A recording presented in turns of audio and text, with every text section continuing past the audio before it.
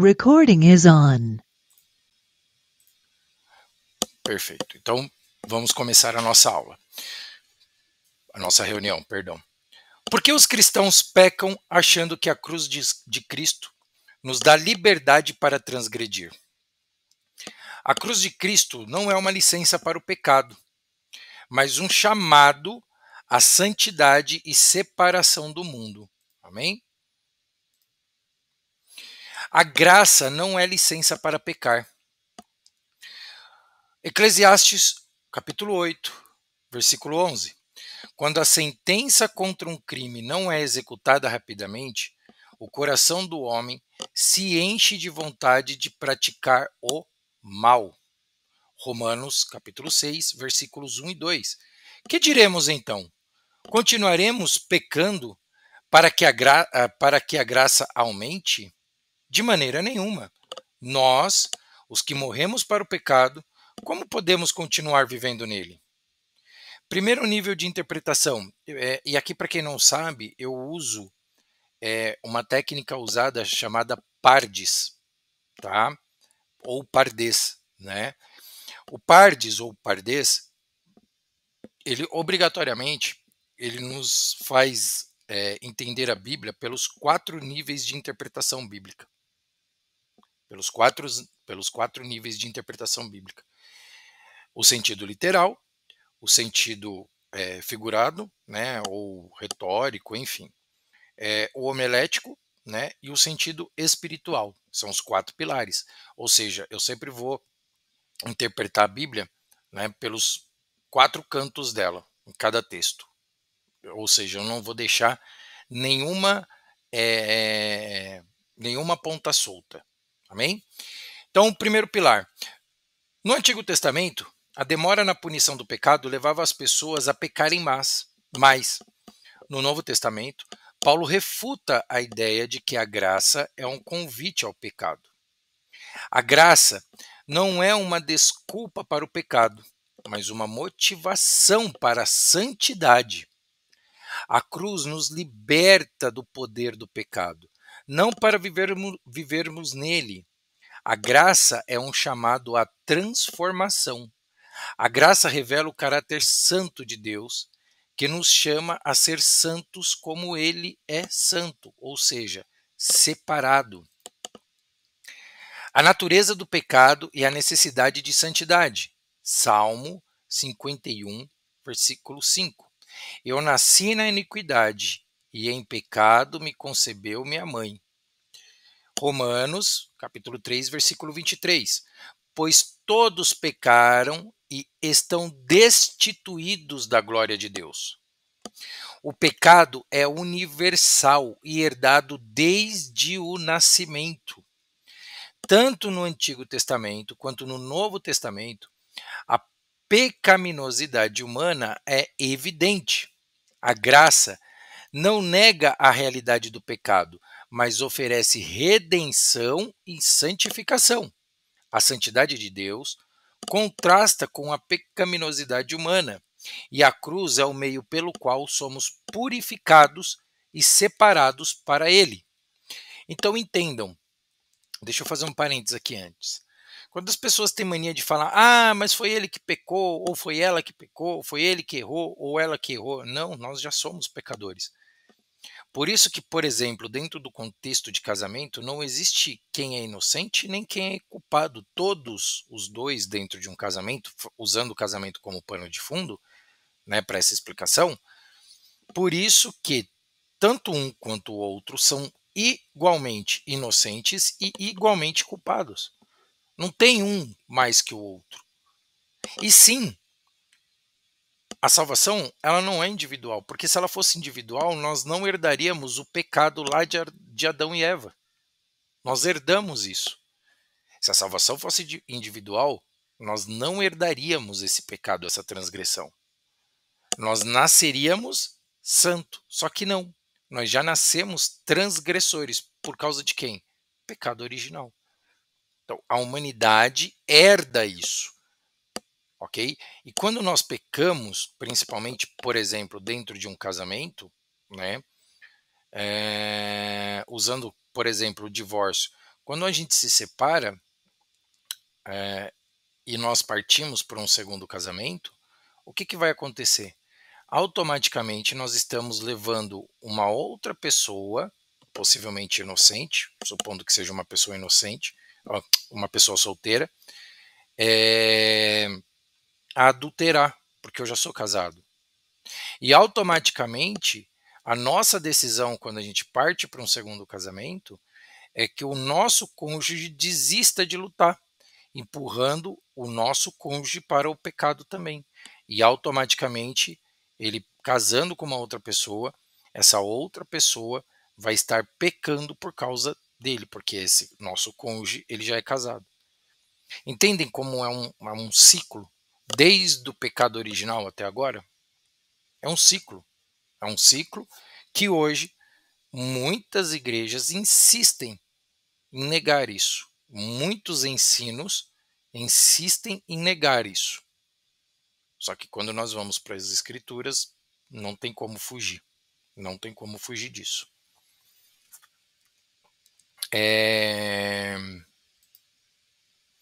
A lei e a graça, uma continuidade divina. Êxodo capítulo 20, versículos de 1 a 17, que nós temos o quê? Os 10 mandamentos. Né? Não adulterarás. Deixa eu abrir aqui a Bíblia para. O texto ia ficar muito grande e aí eu não coloquei ali. Êxodo 20. Êxodo 20. Então nós temos aqui os mandamentos, né? Honra pai e mãe, não assassinarás, não adulterarás, não furtarás, não darás falso testemunho contra o teu próximo. Vamos usar o casamento de novo como pano de fundo? O que mais tem hoje em processo de divórcio? Mentiras. Falso testemunho. Pecado. Pecado. Tanto do advogado quanto da pessoa. Pecado. É um falso testemunho. A pessoa ser acusada de algo que ela não fez, não cometeu, não tem, não, enfim. Pecado. Entende como a sociedade ela vai se corrompendo? Não cobiçarás a casa do teu próximo, não cobiçarás a mulher do teu próximo, nem seus servos ou servas, nem seu boi ou jumento, nem coisa alguma que lhe pertença. E assim por diante. Eu não posso cobiçar nada do meu próximo. Nada. Absolutamente nada. Só que hoje existe isso. Existe essa cobiça. Mateus capítulo 5, versículo 17 e 18. Não pensem que vim abolir a lei ou os profetas. Não vim abolir, mas cumprir.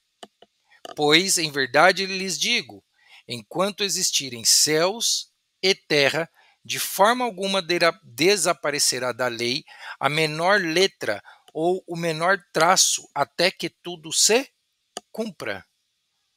O que Cristo está falando? Da cruz ou do Apocalipse? Do Apocalipse. Tudo só se cumpre no Apocalipse, porque se tudo se cumprisse, presta atenção, pessoal, se tudo se cumprisse na cruz, a volta dele para o juízo não estaria pendente. Tudo só vai se cumprir no juízo. Tudo só se cumpre no juízo e não na cruz. Na cruz se cumpre as profecias a respeito de Cristo. As profecias, ou seja, parcial. Amém? Mas tudo só vai se cumprir no juízo. No juízo. A lei no Antigo Testamento revela o padrão de santidade de Deus. No Novo Testamento, Jesus cumpre a lei no sentido de propósito, objetivo. A cruz, o cumprimento, não é no sentido de encerrar, é no sentido de propósito, de objetivo. O objetivo da Torá, do Taná, né, dos 5 primeiros livros da Bíblia, com os escritos, né, os profetas maiores, os profetas menores, que tudo isso nós temos na nossa Bíblia, é o cumprimento da cruz, o objetivo da cruz, mas não o objetivo final. Amém? Jesus cumpre a lei, não a anula. A graça não elimina a lei, mas a internaliza no coração do crente. A lei aponta para a necessidade de um Salvador e a graça capacita a obediência. Vou repetir. A lei aponta para a necessidade de um Salvador. Por que o Salvador? Através do sangue dele, nós somos lavados do pecado. Sempre não há remissão de pecados sem derramamento de sangue. Não há remissão de pecados sem derramamento de sangue. Então, essa salvação, de fato, biblicamente falando, ela começa com Cristo. Ela está em Cristo. O derramamento de sangue é de Cristo, mas ainda não é o juízo. Ainda não é o juízo. Mas a internaliza no coração. A lei aponta para a necessidade de um Salvador e a graça capacita a obediência. A obediência a quê? Aos mandamentos de Deus. A todos os mandamentos de Deus. E aqui eu não estou falando de 613 leis. Eu não estou falando de 613 leis. Obviamente, dentro das 613 leis, é óbvio que tem leis, né, dentro desse conceito de 613, obviamente tem coisas que devemos fazer até hoje, mas não é esse o conceito. A palavra de Deus, ela requer obediência. Obediência ao quê? Ao caráter, ao que Deus manda. Começando pelos 10 mandamentos, passando pelos princípios estabelecidos por ele, passando pelo propósito dele. Qual que é o propósito dele? Um dos, pelo menos. Que sejamos santos. E a gente só consegue ser santo quando nós temos fé. Só que a fé também está ligada, intrinsecamente ligada à obediência, amor e temor. Amém? A lei e a graça são partes do mesmo plano divino para nos conduzir à santidade. Ora, sem lei, eu vou conhecer o que é o pecado? De acordo com o caráter de Deus? Não. Se Deus não tivesse instituído leis, princípios, valores, estatutos, preceitos, como que eu vou saber o que é pecado para Deus? O pecado seria subjetivo. Só que o pecado não é subjetivo, o pecado ele é claro. Não faça tal coisa, não faça tal coisa, não faça tal coisa, faça aquilo lá, faça aquela outra coisa. Então, a partir do momento que eu sei, através da lei, o que é o pecado, a lei me revela o pecado, eu tenho a graça e a santidade, através do sangue, ser lavado dos meus pecados, para me confessar, me arrepender e abandonar, e com aquilo eu andar em santidade. Não é somente na questão de oração, mas ser um separado do mundo. Eu tenho que me separar do mundo, das coisas do mundo. Eu não posso aceitar as coisas do mundo, eu tenho que abominar as coisas do mundo. E isso é ser santo, é ser separado. Amém? Continuando. A liberdade em Cristo, santidade e não libertinagem. Isaías 61, versículo 1. O Espírito do soberano Senhor está sobre mim, porque o Senhor ungiu-me para levar boas notícias aos pobres.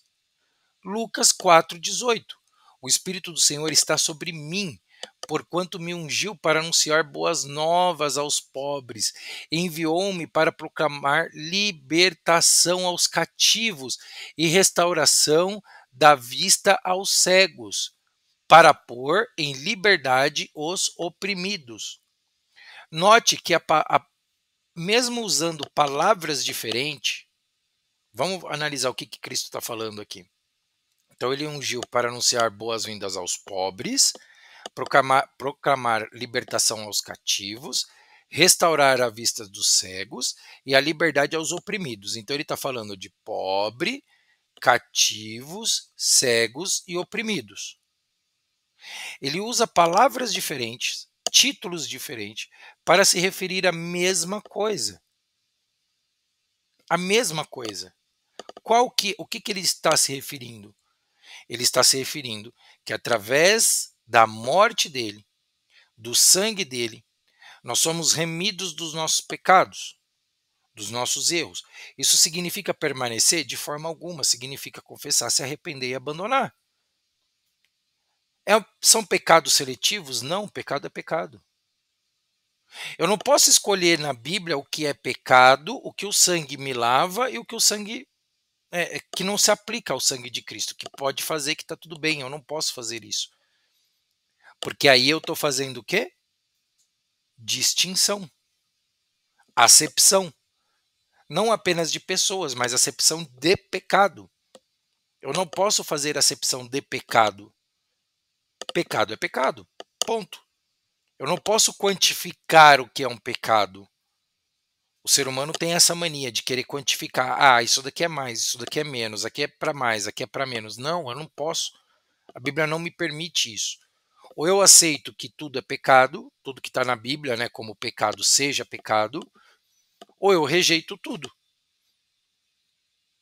Ou eu rejeito tudo, porque eu não posso quantificar, eu não posso falar o que é pecadinho e o que é pecadão. Não tem como. Ok? Isso é pecadinho, aquilo é pecadão. Não tem como eu fazer isso. Né? E eu não posso fazer acepção nem de pessoas, tampouco de pecado. Ah, isso daqui é pecado, aquilo lá não é. Não posso. A Bíblia também não me permite isso. Só que é exatamente isso que está sendo feito. É exatamente isso que está sendo feito. No Antigo Testamento, a libertação prometida por Deus incluía a libertação espiritual, e no Novo Testamento, Jesus cumpre essa promessa. Então, peraí, como que eu vou ser liberto espiritualmente, sendo que eu ainda estou amarrado espiritualmente? Como que eu quero me libertar das amarras, espiritualmente falando, sendo que eu estou indo transgredir no sentido não somente carnal, mas espiritual? A liberdade em Cristo não é para satisfazer desejos carnais, mas para servir a Deus. Ou seja, tudo que eu faço, todas as coisas cooperam para o bem daqueles que amam a Deus. Então, tudo que eu faço tem um impacto direto, não somente na minha vida, mas ao meu redor. Seja impactos bons ou ruins. Tudo que eu faço tem esse impacto. A cruz nos liberta da escravidão do pecado, mas nos submete à vontade de Deus. E é aqui que mora um ponto crucial. As pessoas querem servir a Deus com o pé no mundo. Não tem como. Não tem como. Como que eu posso servir a Deus com o pé no mundo, Renato? Abre seu microfone, irmão, por gentileza. Responde essa pergunta. Como que eu posso servir a Deus, a Cristo, com o pé no mundo? Você consegue abrir aí, Renato, seu microfone? Deixa eu ver aqui, só um minuto. Tá. Como que eu posso servir a Deus? Com o pé no mundo. Não consegue, né? Exatamente, irmão. Exatamente. Para eu fazer uma escolha, automaticamente eu preciso fazer uma renúncia. Não tem como eu abraçar o mundo. Meu braço é pequeno. Não dá. Não dá. Nem Deus não faz isso. Por exemplo, se Deus ele fosse abraçar o mundo, ainda que de forma espiritual, totalmente, ele ia abraçar tanto o pecado quanto o pecador. Amém? Ele não ia Amém. odiar o pecado, mas ele ia amar o pecado. Só que Deus odeia o pecado. Ele ama o pecador, mas ele odeia o pecado. Só que como que eu consigo conquistar esse amor? Não conquistar, né? Eu falei até errado, perdão, mas receber esse amor. Me lavando do pecado, me limpando do pecado. Como que eu me lavo do pecado para receber esse amor? Sangue, cruz, Cristo. Tá dando para vocês entenderem? Só que a partir do momento que eu sou lavado e que eu recebo esse amor, eu tenho regras a serem cumpridas. E as pessoas não querem cumprir essas regras. Elas querem distorcer essas regras usando justamente a cruz de Cristo para isso. Não dá, não tem como. Não tem nem lógica. A liberdade em Cristo não é para satisfazer desejos carnais, mas para servir a Deus.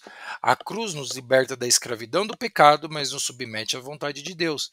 A verdadeira liberdade é a comunhão com Deus, que nos santifica e separa do mundo. Eita, glória a Deus, aleluia. Vou repetir. A verdadeira liberdade é a comunhão com Deus, que nos santifica e separa do mundo. Vou dar uma dica para vocês sentirem isso na pele. Eu não sei se todos vocês já fazem ou não precisa falar, mas eu vou dar uma dica para vocês começarem a sentir isso na pele. Televisão. Vamos começar pela televisão. Comecem a selecionar muito bem os programas que vocês vão assistir. Então, por exemplo, homens, vocês homens aqui, que gostam de futebol, não assistam mais futebol. Vão assistir um programa, sei lá, um documentário. Mulheres, vocês que gostam de novela, não assistam novela. Vão assistir também um documentário. Façam isso por 1 mês ou 2. Mas não é ficar o dia inteiro na televisão assistindo documentário, não. Assiste por um tempo à noite, na hora que vocês terminaram de fazer tudo. Documentário. Eu tô falando de forma aleatória. Troquem o programa de televisão que vocês estão assistindo e busquem outro programa. Música. Parem de ouvir músicas seculares e busquem louvores cristocêntricos e não antropocêntricos. O que é um louvor cristocêntrico? É uma letra que o tempo todo Cristo está no meio, no centro de tudo, e não o ser humano. Eu sugiro, de coração, que vocês busquem até louvores de salmo, né, canções dos salmos, em hebraico. Em hebraico. Por mais que vocês não entendam nada do hebraico, mas busquem isso por enquanto. Por que eu estou sugerindo isso? Para vocês verem que daqui 1 mês, 2 meses, vocês fazendo esse exercício, vocês vão ver que é uma limpeza mental. Vocês vão passar por uma limpeza mental, psicológica. E se você não gostar do documentário, ou nem tiver a fim de escutar uma música, faça o seguinte: pegue a Bíblia, estude a Bíblia por 1 hora, 2 horas, não sei, meia hora, até dar sono. Vocês vão ver a limpeza. Vocês vão começar a repudiar, ao final desses 2 meses aí mais ou menos, vocês vão começar a repudiar qualquer tipo de programa. Vocês não vão ver mais sentido em assistir ou ouvir determinadas coisas. Vai estar vazio o tempo todo. Vocês não vão sentir o desejo de assistir um futebol ou assistir uma novela. Não vão sentir. Por quê? Porque vocês vão começar a prestar atenção na futilidade disso tudo. Escreve o que eu estou falando. Façam esse laboratório vocês. Façam esse laboratório. Minha sugestão. Continuando. A santidade de Deus, um chamado para todos. Levítico 11:44. Sejam santos, porque eu sou santo. Novo Testamento, 1 Pedro 1,16. Sejam santos, porque eu sou santo. Agora, olha que maravilha. Tem muita doutrina falando que nós estamos no Evangelho da Graça. Porque agora não é mais a lei, porque agora é a graça. Então tá. Eu estou trazendo alguns textos aqui, não sei se vocês já perceberam. O texto que está lá no Antigo Testamento, ele é replicado no Novo Testamento. Igual esse daqui, Levítico 11:14. Sejam santos porque eu sou santo. E aí o mesmo texto se repete em 1 Pedro 1,16. Sejam santos porque eu sou santo.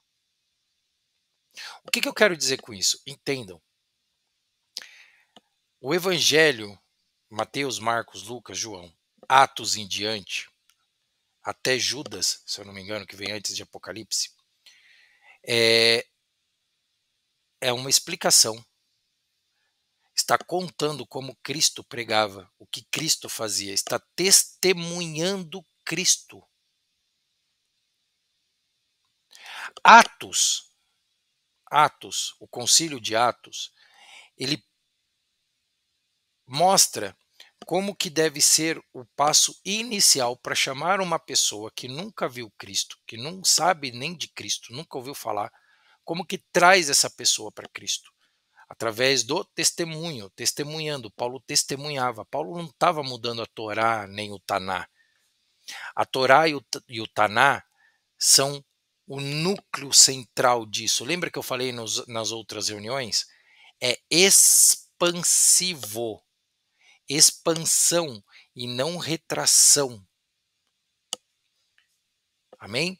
É expansão e não retração. Paulo sabia que a Torá e o Taná são livros sagrados. Ele poderia mudar. Cristo, ele veio para cumprir, no sentido de objetivo, como eu disse, Torá e Taná.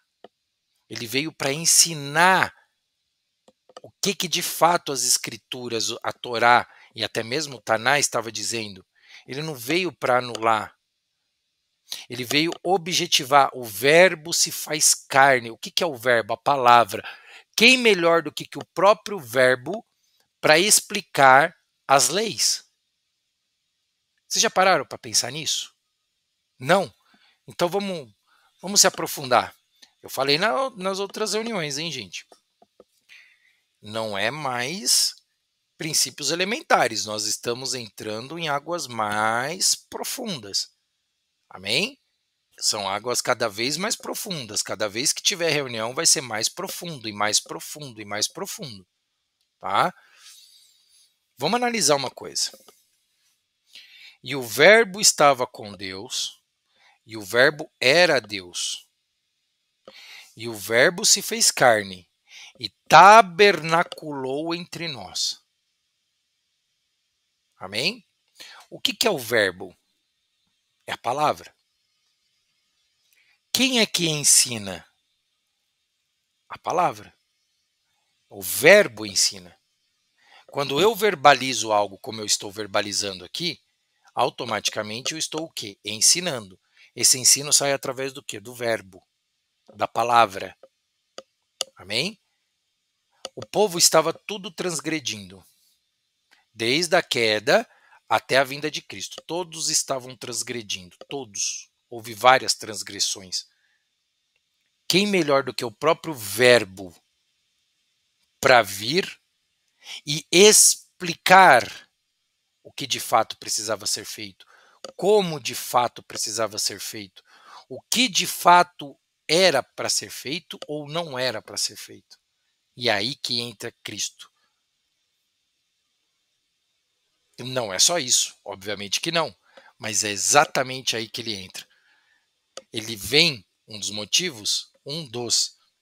não apenas para a cruz, mas para ensinar tudo que já está escrito. Ele veio para verbalizar, tanto que no Sermão do Monte, vamos pegar aqui Mateus. Onde começa o Sermão do Monte, o Lucas? Mateus 5, né? Correto? Lucas?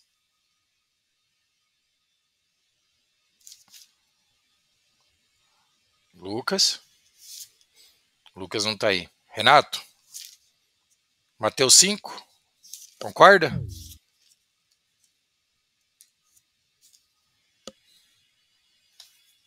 Renato? Deixa os irmãos foram arrebatados. Mateus 5, sim mesmo. Tô chamando. Isso, tô chamando vocês para participar. Vocês demoram um ano para abrir o microfone, poxa. Que é isso? É isso aí. Vamos ver o que ele fala em Mateus 5? Presta atenção. Vamos ver aqui, ó, Mateus 5, 21, por exemplo. Vocês ouviram o que foi dito aos seus antepassados: não matarás, e quem matar está sujeito a julgamento. Eu, porém, vos digo, vocês, que qualquer que se irar contra seu irmão estará sujeito a julgamento. Também qualquer que disser a seu irmão raca será levado ao tribunal, e qualquer que disser louco corre o risco de ir para o fogo do inferno. Ele está mudando alguma coisa? Ele está pegando a régua e fazendo assim, ó, elevando a régua. Vocês ouviram o que foi dito: não adulterarás. Mas eu, porém, vos digo: qualquer que olhar para uma mulher e desejá-la, já cometeu adultério com ela em seu coração.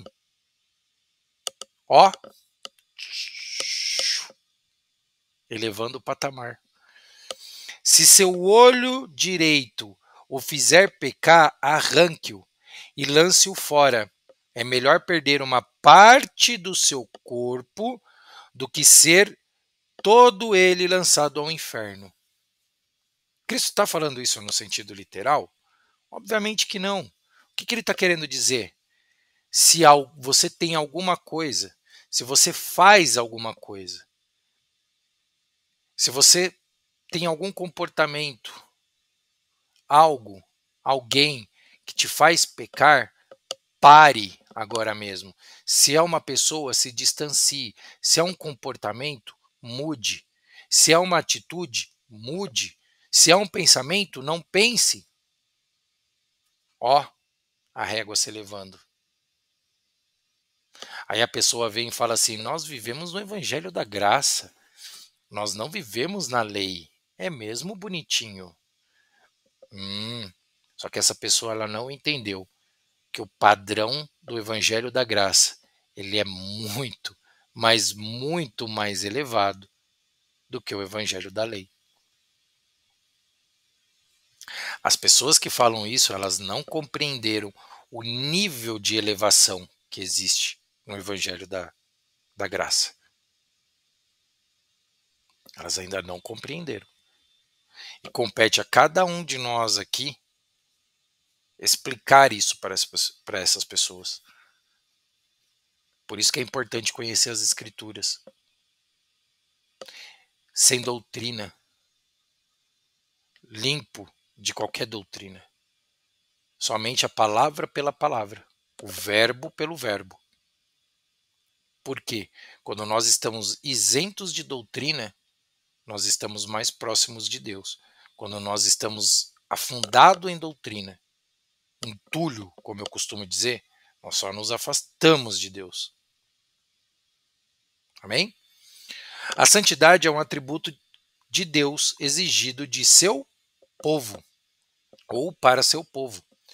No Antigo Testamento, a santidade era demonstrada por meio de leis externas. No Novo Testamento, ela é internalizada pelo Espírito Santo.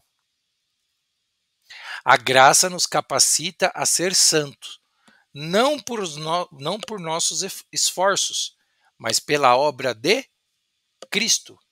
A santidade é a essência do caráter de Deus, e a cruz nos torna participantes dessa natureza divina. Malaquias 2, versículo 17. O perigo da graça barata. Presta atenção agora. Malaquias 2, 17. Vocês cansam o Senhor com suas palavras. Ainda perguntam: de que cansamos? De que te cansamos? Cansam-no ao dizer que todos os que fazem o mal são bons aos olhos do Senhor. Presta atenção, eu vou repetir. Vocês cansam o Senhor com suas palavras e ainda perguntam: de que cansamos? De que te cansamos? Cansam-no ao dizer que todos os que fazem o mal são bons aos olhos do Senhor. Quantas vezes vocês já não ouviram? Não, irmão, não fala isso dessa pessoa. Porque um erro que ela cometeu e que não sei o que, de fato, um erro que uma pessoa comete não é motivo para a gente crucificar essa pessoa. Mas nós devemos ensinar essa pessoa que, mesmo sendo um erro em relação a 99 acertos, esse erro, ainda que pareça inocente, pode levá-la à condenação. Isso é um julgamento. Isso é um julgamento. E é um julgamento justo de acordo com a reta justiça. Isso não é uma condenação, mas é um julgamento justo. Você está exortando e não edificando o erro. As pessoas querem ser edificadas. Por isso criou-se o conceito de não julgar. Mas nós devemos julgar.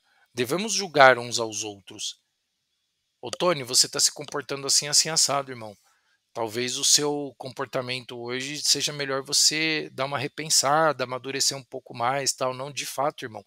Você tem razão. Eu tenho uma personalidade muito forte, eu preciso trabalhar isso todos os dias na minha vida. Glória a Deus. Obrigado. Ô, irmão, você precisa mudar isso. Quem disse que eu preciso mudar? Já começa aí a rebeldia. Ô, irmão, mas o seu comportamento não está condizendo. Suas atitudes não estão condizendo. Não, síndrome de Gabriela, né? Eu nasci assim, eu cresci assim, vou morrer assim. Síndrome de Gabriela nessa altura do campeonato pro cristão? Difícil, né? Judas, capítulo 1, versículo 4. Pois certos homens, cuja condenação já estava sentenciada há muito tempo, infiltraram-se dissimuladamente no meio de vocês. Eles são ímpios e transformam a graça de nosso Deus em libertinagem. Qualquer semelhança não é mera coincidência. O que está acontecendo nos dias de hoje? Não somente nos dias de hoje, mas hoje está muito mais intenso isso. Infiltrados dentro da igreja. Infiltrados em qualquer lugar. São pessoas infiltradas ali, as quais até o momento já estão condenadas, fazendo igual Satanás. São caídos, já caídos, que querem levar mais um terço junto com eles, igual Satanás fez. Satanás caiu e levou um terço. Todo caído sempre vai querer levar um terço junto com ele. No Antigo Testamento, o povo distorcia a justiça de Deus. No Novo Testamento, falsos mestres distorcem a graça. Nossa, será que é coincidência? Vou repetir. No Antigo Testamento, o povo distorcia a justiça de Deus. No Novo Testamento, falsos mestres distorcem a graça. A graça barata é uma deturpação do evangelho que ignora a santidade de Deus. A verdadeira graça produz santidade e obediência, não libertinagem. Santidade e obediência, e não libertinagem. A graça é cara, custou a vida de Cristo e deve ser recebida com temor e tremor. Vou repetir. A graça, ela é muito cara, custou a vida de Cristo e deve ser recebida com temor e tremor.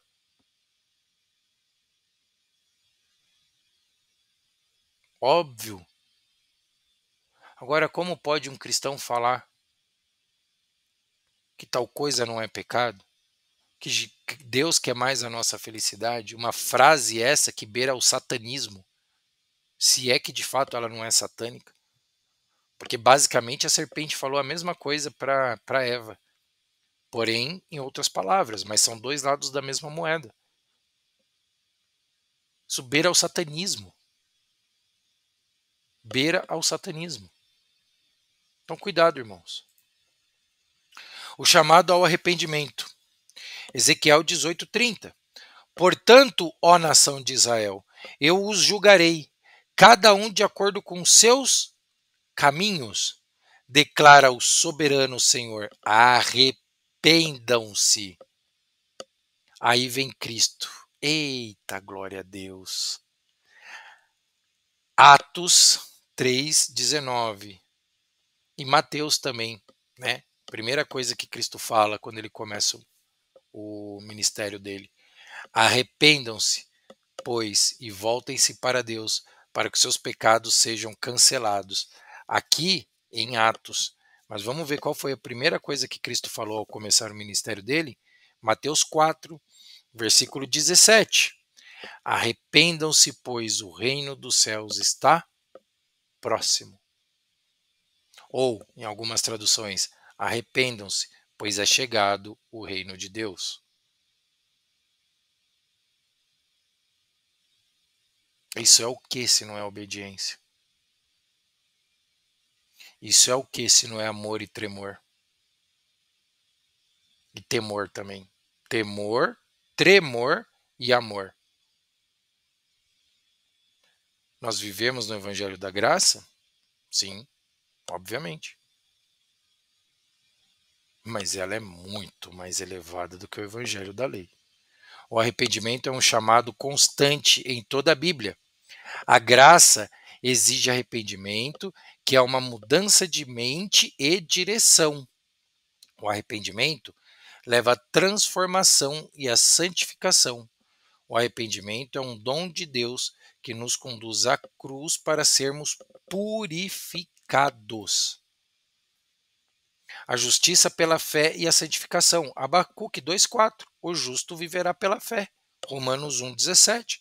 Pois no Evangelho é revelada a justiça de Deus, uma justiça que do princípio ao fim é pela fé.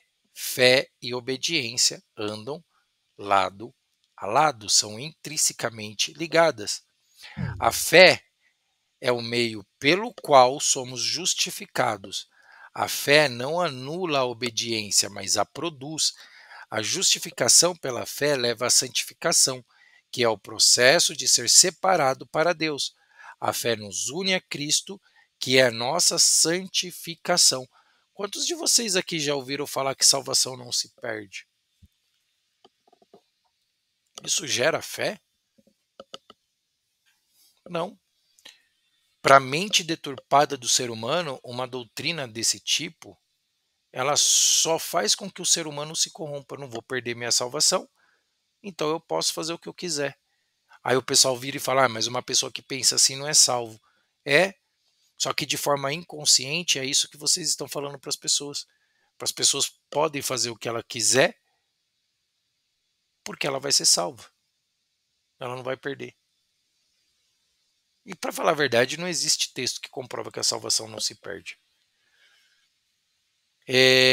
A obediência como resposta à graça. Deuteronômio, capítulo 10, versículos 12 e 13. E agora, ó Israel, o que o Senhor, seu Deus, pede de você, senão que tema o Senhor, ande em todos os seus caminhos, o ame e sirva ao Senhor de todo o seu coração e de toda a sua alma. João 14:15. Se vocês me amam, obedecerão aos meus mandamentos. Olha a prova. Se vocês me amam, obedecerão aos meus mandamentos. Então, peraí. Uma prova de amor que eu tenho a dar a Cristo é obedecer aos mandamentos? Sim, é isso que ele está falando. Ele está colocando à prova exatamente o amor que nós falamos, o que ele sabia que falaríamos, que teríamos por ele. Então tá bom, você me ama? Amo, Senhor.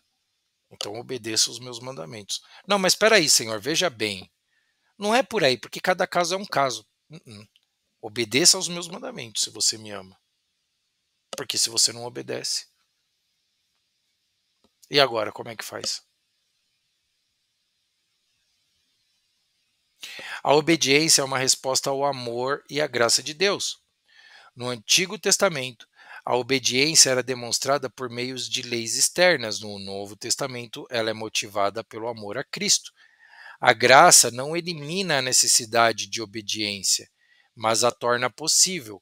A obediência É uma forma de adoração que glorifica a Deus e nos santifica.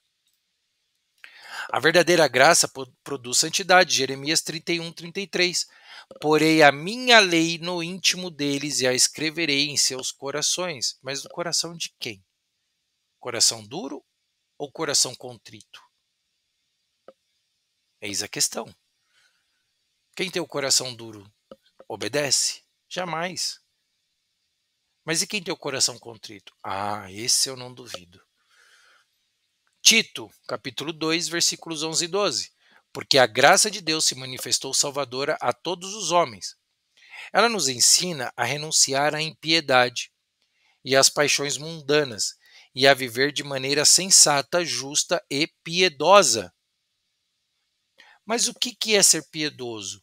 É eu poder falar para o meu irmão, usando de novo o casamento como pano de fundo, que ele pode se casar pela segunda vez após um divórcio? Ou é eu falar para ele, irmão, o casamento é só após a morte, mas tudo que você precisar, conte comigo. O que é eu ser piedoso? Qual que é a responsabilidade que essas igrejas estão tendo hoje com a membresia? A graça nos ensina a viver em santidade. A graça é transformadora, não permissiva. A cruz nos liberta do pecado e nos capacita a viver para Deus. A graça é o poder de Deus para a salvação e santificação. Eita glória! A nova aliança e a transformação do coração. Jeremias 31:33, de novo, porque aqui ficou um pouco mais completo. Esta é a aliança que farei com a comunidade de Israel. Depois daqueles dias, declara o Senhor, porei a minha lei no íntimo deles e a escreverei nos seus corações. Serei o seu Deus e eles serão o meu povo. Hebreus 8:10 agora, comparação. Esta é a aliança que farei com a comunidade de Israel depois daqueles dias, declara o Senhor. Porei as minhas leis em suas mentes e a escreverei em seus corações. Serei o seu Deus e eles serão o meu povo. Ora, mas peraí, nós não estamos falando de nova aliança? Por que repete tanto os textos? Mudou? Anulou? O evangelho da graça anulou alguma coisa, como insistem? O contexto imediato de Jeremias 31:33 é a promessa de uma nova aliança, que substituiria a aliança mosaica.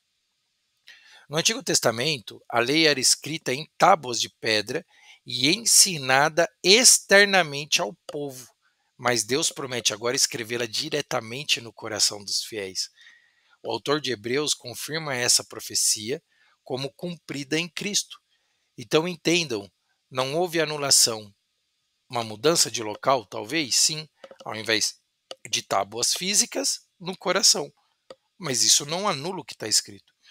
A referência a escrever no coração sugere um contraste com o antigo pacto, que dependia da obediência externa. Agora, por meio do Espírito Santo, opera uma transformação interior, tornando a obediência espontânea e natural. Isso remete a Ezequiel 36, do 26 ao 27, onde Deus promete dar um coração novo, novo nascimento, novo coração. A nova aliança não anula a lei, mas aprofunda a obediência. Não é mais motivada por medo de punição, mas por amor e transformação interior. João 14,15. O cristão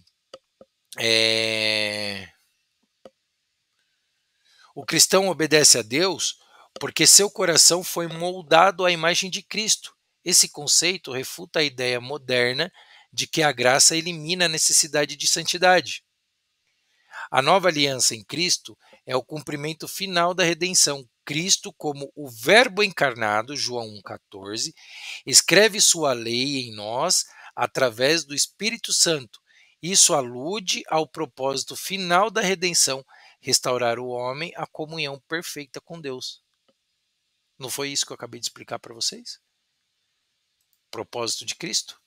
O Espírito Santo e a santificação. Ezequiel 36, do 26 ao 27.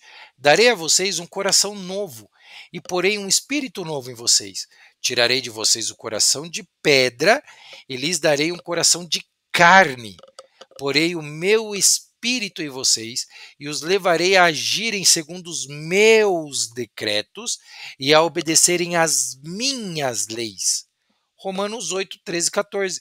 Pois se vocês viveram de acordo com a carne, morrerão.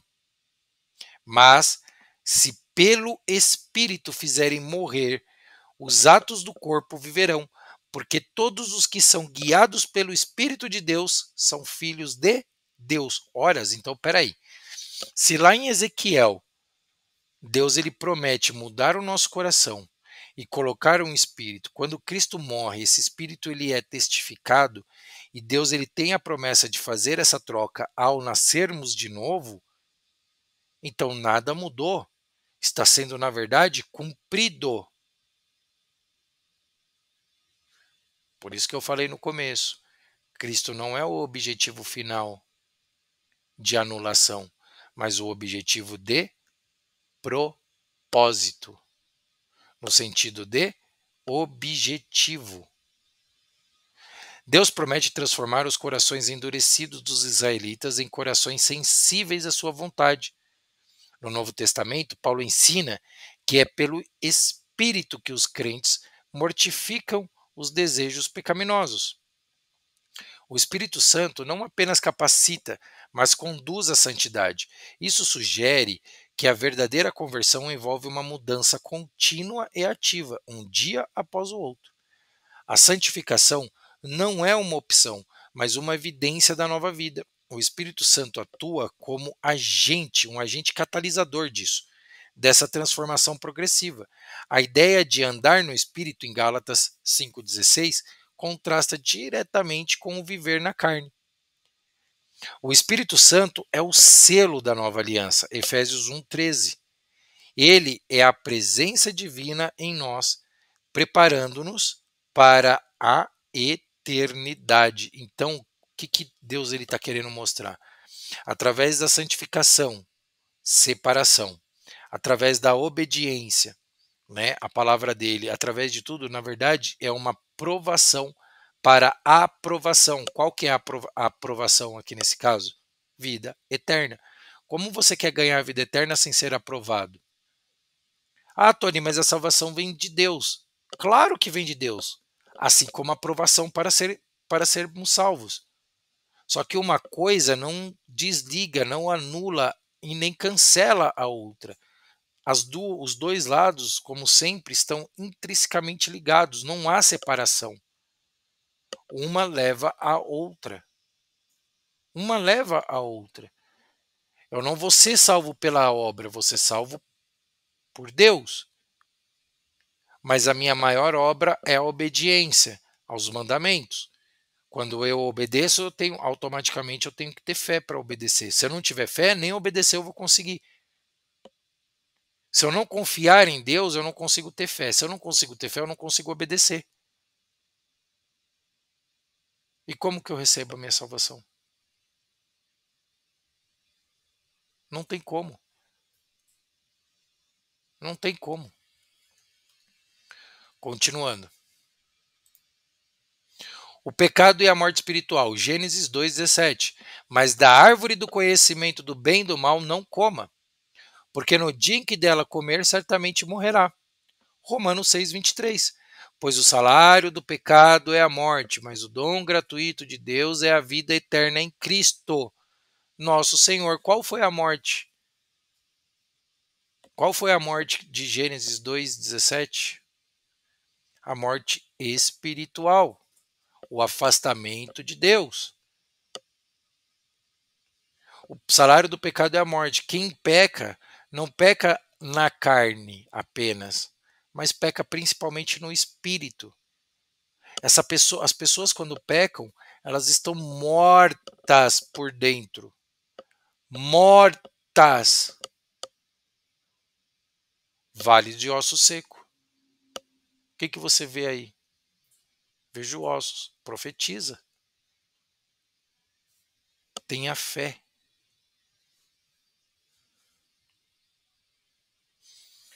Deus advertiu Adão que o pecado traria a morte. Paulo reforça essa verdade ao dizer que o pecado conduz inevitavelmente à morte. A desobediência não apenas traz a morte física, mas também a alienação espiritual. Nós ficamos alienados ao pecado. A morte espiritual é a separação de Deus, sendo Cristo o único caminho para a restauração. Cristo, ao morrer e ressuscitar, venceu a morte e nos reconcilia com Deus. Continuando. A cruz e a vitória sobre o pecado. Isaías 53:5. Mas ele foi transpassado por causa das nossas transgressões, foi esmagado por causa de nossas iniquidades. O castigo que nos trouxe paz estava sobre ele, e pelas suas feridas fomos curados. 1 Pedro 2:24. Ele mesmo levou em seu corpo os nossos pecados sobre o madeiro, a fim de que morrêssemos para os pecados e vivêssemos para a justiça. Por suas feridas vocês foram curados.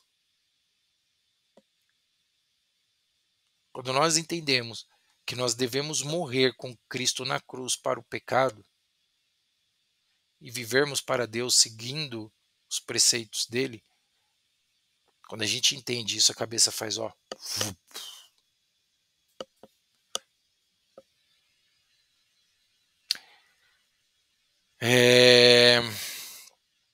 O sacrifício de Cristo na cruz foi a expiação pelos pecados.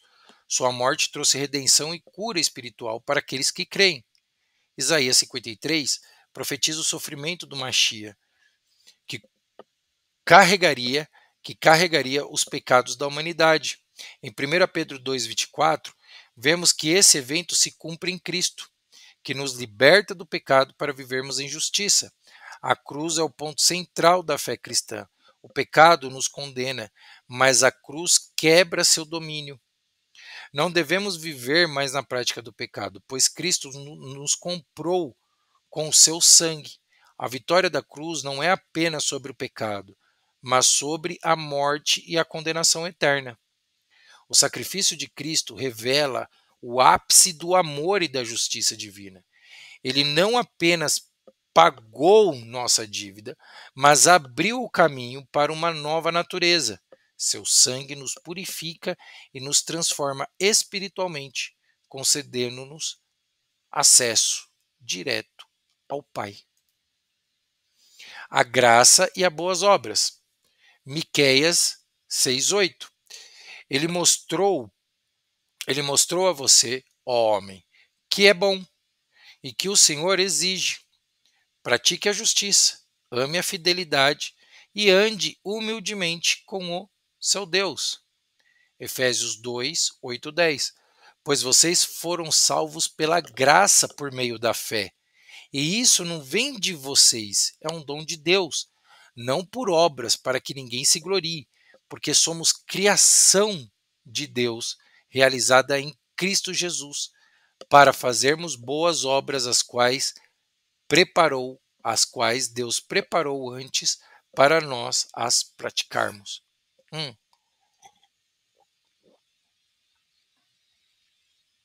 A salvação é um dom gratuito de Deus, recebida pela fé. No entanto, aqueles que foram salvos devem praticar boas obras, pois foram criados para isso. Deixa eu só fazer um parênteses aqui. Paulo era hebreu. Paulo era um conhecedor da Torá, do Taná. A salvação esquece o grego agora. Esquece o grego. Salvação no hebraico é Yeshua. Só que tem uma vírgula. Yeshu, aí vem o U, uma vírgulazinha, um apóstrofe, A. Salvação. Só que se a gente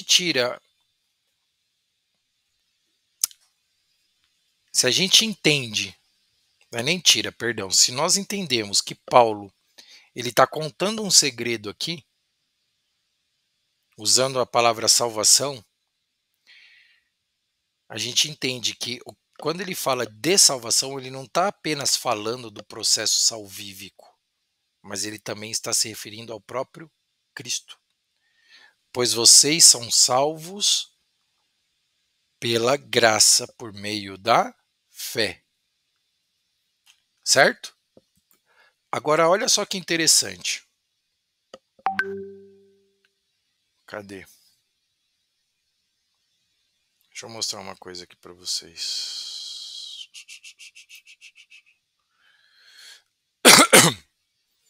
Eu vou ler esse mesmo texto, mas eu vou ler ele de outra forma. Porque pela fidelidade, fidelidade de quem? De Deus. Yeshua, ou Yeshua, vos é concedido, para que também sejais fiéis. E isso é uma dádiva de Deus. Não vem de vós. É uma expressão de fidelidade divina. Uma dádiva para que ninguém se glorie, porque somos obra de suas mãos, criadas em Yeshua, Cristo, para ações de fidelidade, as quais Deus preparou de antemão para que nelas andemos. Eu vou mandar esse texto aqui para vocês, aí no grupo.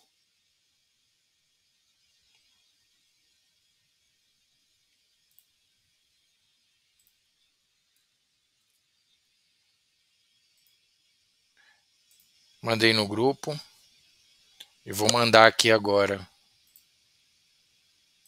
no chat. Mandei no chat para vocês analisarem. O que Paulo está querendo dizer? Ele está indo para os dois lados. Ele não está apenas falando da salvação. Ele está falando de Cristo também. Ele está falando de Cristo. É uma referência dupla aqui. É uma referência dupla.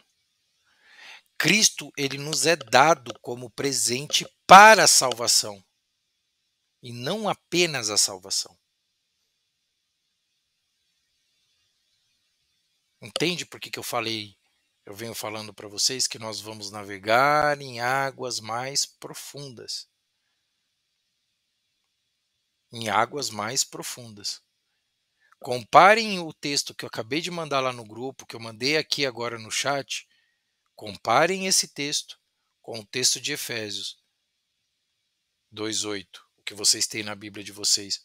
Vocês vão conseguir entender que não muda, tá? O que eu escrevi aí não muda. Eu só estou trazendo um pouco mais de profundidade.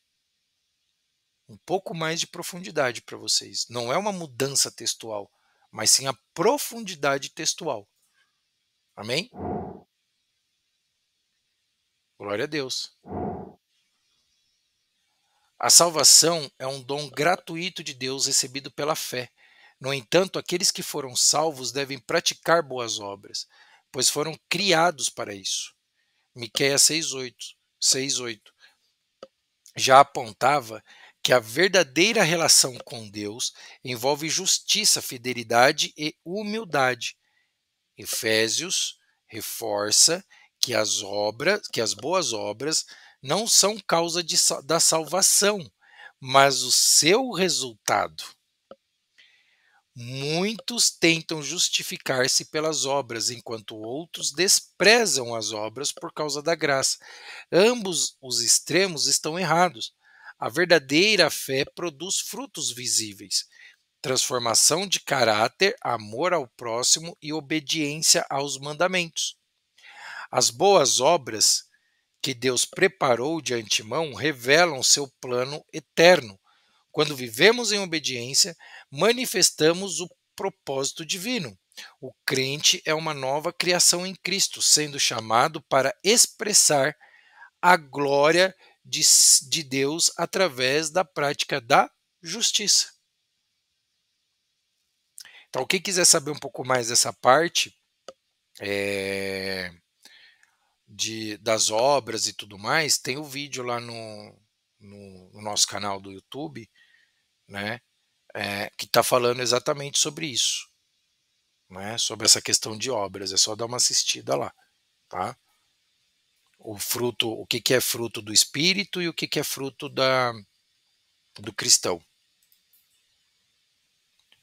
Provérbios 16:18. O orgulho vem antes da destruição, o espírito altivo antes da queda.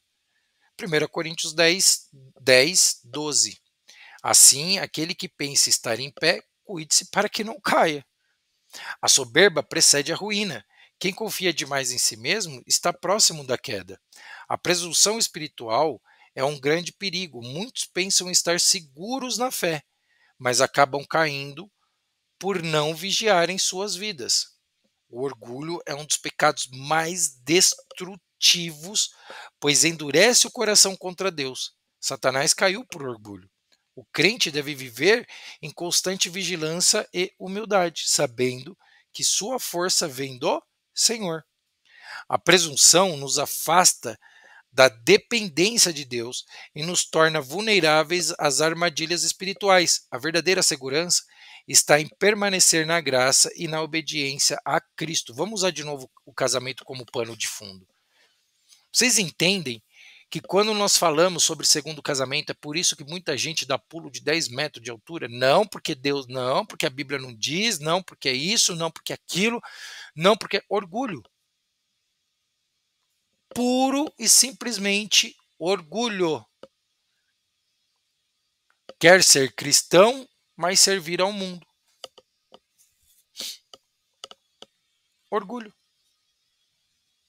A pessoa, quando ela se rende para Deus, uma das primeiras coisas, por isso que Deus ele coloca tribulação nas nossas vidas.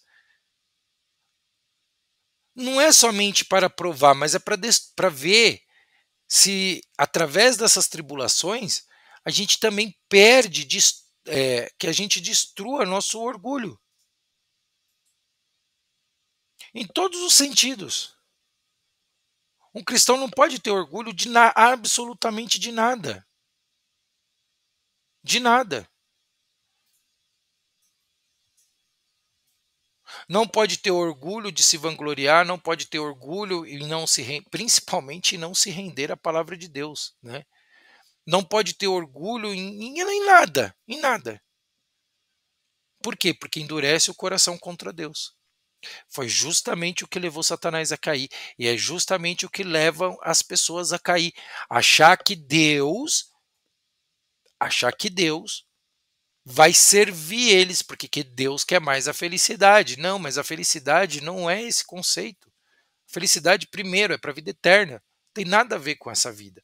Essa vida aqui é prova, por cima de prova, para que sejamos aprovados. Mas as pessoas insistem em levar por esse lado, achando que Deus quer mais a nossa felicidade, porque não conhece o Evangelho. Como pode o segundo casamento ser pecado? Ora, se glutonaria é um pecado, a glutonaria é um pecado, como que o segundo casamento não vai ser? Se a feitiçaria é um pecado, como que o segundo casamento não vai ser? Se a bebedice, uma pessoa ser beberrão, ser alcoólatra, é um pecado, como que o segundo casamento não vai ser? Vocês entendem? Vamos lá, gente. Eu como uma pizza sozinho. Pecado da gula, glutonaria. Se isso é um pecado, como que o ato do segundo casamento, que até os olhos os olhos humanos, é indigesto, como que isso não vai ser? Vamos lá, vamos falar sério. Com o que vocês se escandalizam mais? Uma pessoa que come uma pizza inteira sozinho? Ou com alguém que está no segundo casamento? Então quer dizer que o crente hoje ele vai se escandalizar muito mais com uma pessoa que come uma pizza toda sozinho do que com uma pessoa que está no segundo casamento? Qual que é a lógica disso? Qual que é a lógica disso? Vocês entenderam que fizeram acepção de pecado? Por mero comodismo, mera hipocrisia? Fizeram acepção de pecado. Por hipocrisia, orgulho, dureza de coração. Pecado, inclusive pecado condenatório. Dureza de coração. Difícil, né? Continuando. A disciplina de Deus. Meu filho, não despreze a disciplina do Senhor, nem se magoe com sua repreensão, pois o Senhor disciplina quem ama, assim como o pai faz ao filho de quem deseja o bem. Provérbios 3, versículos 11 e 12. Hebreus 12, 6. Porque o Senhor disciplina quem ama e castiga todo aquele a quem aceita como filho. Eita, mas peraí, mas Deus não quer mais a minha felicidade? Olha aí se contradizendo. Não, mas peraí, tem alguma coisa errada que não está certo. Se o crente hoje está falando que Deus quer mais a nossa felicidade, como que pode estar escrito ao mesmo tempo que o pai castiga o filho que ele ama, que ele recebe como filho, que ele aceita como filho? Ué, mas ele não quer a minha felicidade? Irmão, fecha a câmera, por gentileza. Aí, obrigado. Aí, obrigado. Colocar no mudo. Deus abençoe. Seja bem-vinda. Paz do Senhor. Vocês entenderam que essa frase não condiz com a Bíblia? Como que pode o mesmo Deus, presta atenção, o mesmo Deus que essas pessoas falam que quer a nossa felicidade, é o mesmo Deus que fala que vai castigar o filho, a pessoa que ele está aceitando como filho. Ou é felicidade ou é castigo. Ou é felicidade ou é castigo. Só que o castigo aqui não vou te colocar. Não. É aprovação. É isso que o texto está falando. Então Deus quer mais a minha felicidade? Quer. Então ele não vai me colocar em provação. Ele vai te tirar da prova. Irmã, não vai te colocar em provação, não. Ele vai te tirar. Isso daí foi livramento. Foi? Foi livramento? Oh, mas peraí, se ele está falando que ele castiga, como que foi livramento? Entende como a corrupção do ser humano, a ótica do ser humano, a mentalidade do ser humano nunca não, perdão, mas dificilmente vai estar em consonância com a Bíblia, a não ser quem realmente está buscando ter o caráter de Deus. Quem estiver buscando verdadeiramente em ter o caráter de Deus, aí tudo bem. Agora quem não tiver, não adianta. Deus corrige aqueles a quem ele ama, a quem ama.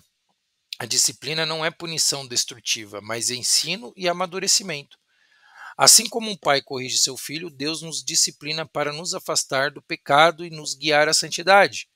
Muitos rejeitam a disciplina, mas ela é prova do amor de Deus. Quando Deus permite tribulações, é para nosso crescimento e edificação.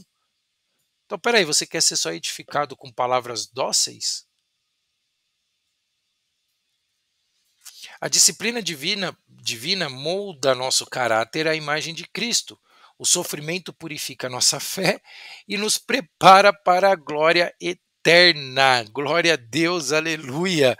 Então, hoje, vocês aqui e quem mais for ouvir essa reunião pelo nosso canal no YouTube, hoje, dia 3/2/2025, acaba de cair por terra a frase satânica que Deus quer mais que sejamos felizes.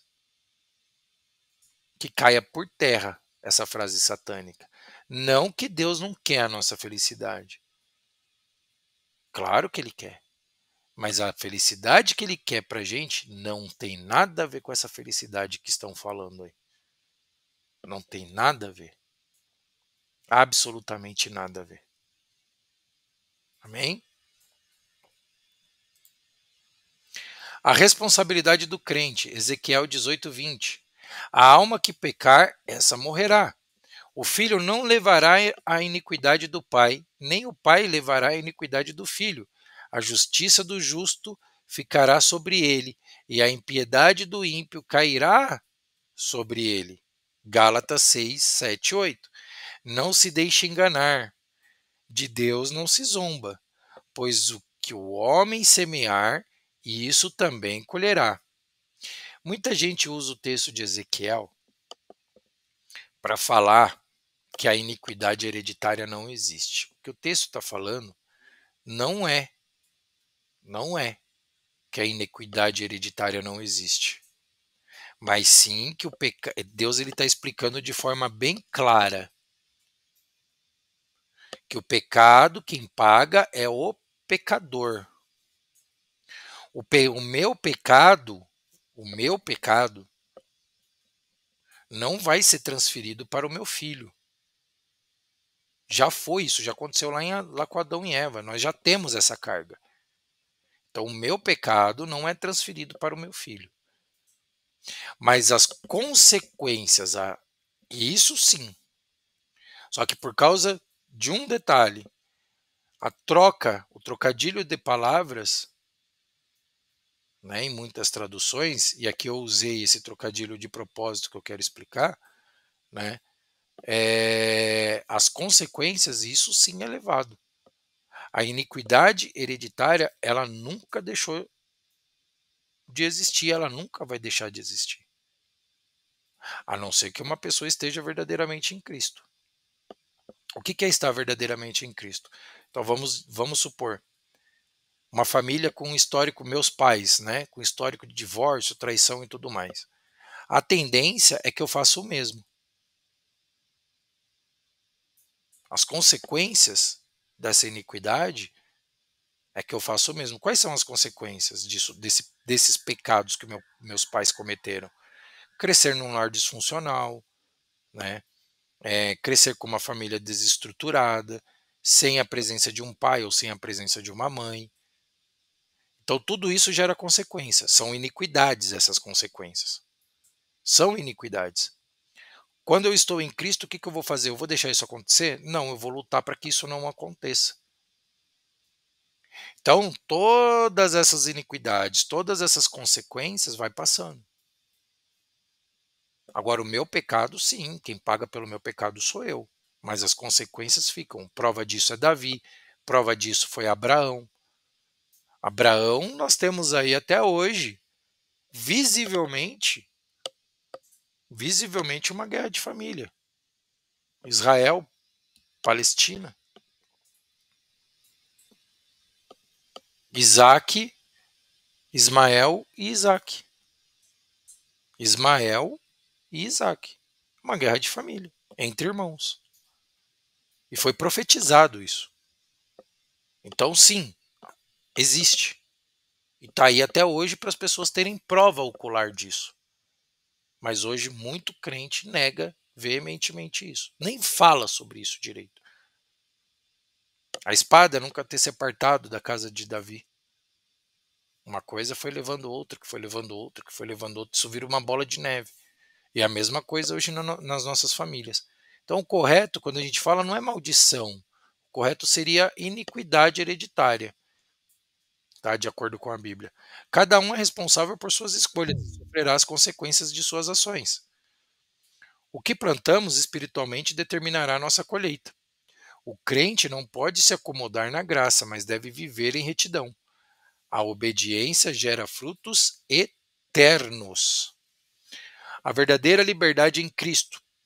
Andarei em verdade, andarei em verdadeira liberdade, pois tenho buscado os teus preceitos. Salmos 119:45. Gálatas 5:13. Irmãos, vocês foram chamados para a liberdade, mas não use a liberdade para dar ocasião à carne. Pelo contrário, Sirvam uns aos outros mediante o amor. A verdadeira liberdade não é a ausência de regras, mas viver conforme a vontade de Deus. Falamos isso agora há pouco. Em Deus, em Cristo, somos livres. Livres do quê? Do pecado. Se não vigiarmos, o pecado volta, a gente volta a pecar.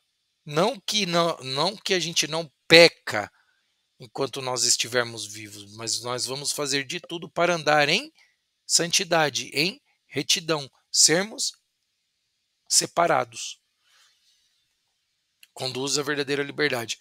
Paulo alerta que a liberdade cristã não significa libertinagem. A graça não é licença para pecar, mas um chamado para servir a Deus e aos outros com amor. No mundo, liberdade muitas vezes é confundida com fazer o que se quer. No entanto, o pecado escraviza, enquanto a obediência a Deus nos liberta. Somente em Cristo somos verdadeiramente livres, pois ele nos liberta do jugo do pecado e da condenação da lei. A liberdade em Cristo é a restauração da comunhão original com Deus.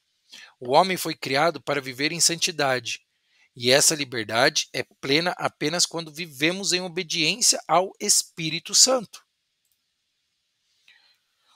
Conclusão e aplicação prática. 1 João 2, 1, 2. Meus filhinhos, escrevo-lhes estas coisas para que vocês não pequem. Se, porém, alguém pecar, temos um intercessor junto ao Pai, Jesus Cristo, o justo. Ele é a apropriação pelos nossos pecados, e não somente pelos nossos, mas também pelos pecados do mundo inteiro, para quem quiser estar nele. João escreve para encorajar os crentes a evitar o pecado. No entanto, se alguém cair, Cristo é o intercessor e a propiciação, oferecendo perdão e restauração. Nós somos restaurados. O nascer de novo é uma restauração. Não é um nascer de novo como muita gente está querendo dizer por aí. Quando eu era do mundo, eu vim para Cristo, eu estou nascendo de novo espiritualmente. Então, se eu tinha um casamento no mundo, quando eu venho para Cristo, esse nascer de novo, eu começo do zero e posso me casar novamente. Não, não é nada disso. O nascer de novo é uma restauração, é uma limpeza, é uma purificação. É para você chamar aquele teu cônjuge e falar: olha, aconteceu uma coisa comigo, eu queria só compartilhar com você. Ah, pode falar. Então, eu conheci verdadeiramente a Cristo. E eu gostaria de te apresentar esse Cristo. Não hoje, não agora, mas se um dia você quiser conhecer. Não, mas eu já sou crente. Não, você não entendeu. Eu conheci verdadeiramente a Cristo. Eu gostaria de te apresentar esse Cristo verdadeiro. Ah, mas como assim? Senta aí. Deixa eu te explicar algumas coisas na Bíblia. Não é falar sobre o casamento, mas você apresentar o verdadeiro Cristo para essa pessoa. É você apresentar o verdadeiro Cristo para essa pessoa.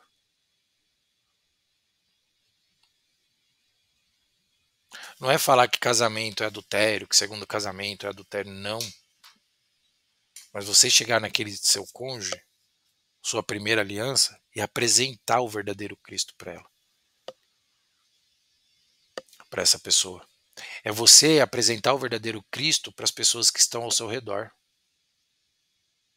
Irmão, você conhece a Cristo? Conheço, sou batizado, sou da igreja tal. Não, irmão, eu perguntei se você conhece a Cristo. Não, conheço. Mas que Cristo que você conhece, irmão? Cristo das Escrituras ou o Cristo que estão pregando hoje em dia? Como assim? Só tem um Cristo? Não, tem dois. Um é falso, o outro é verdadeiro. Qual que você conhece? Ah, eu conheço o Cristo das Escrituras. Vamos sentar aqui, vamos conversar sobre o Cristo das Escrituras. Me fala que Cristo que é o que você conhece. Ah, esse. Não, irmão, não é esse não. Esse é o falso. O verdadeiro é esse daqui, ó. E aí você começa a mostrar quem que é o verdadeiro Cristo. As pessoas não conhecem o verdadeiro Cristo.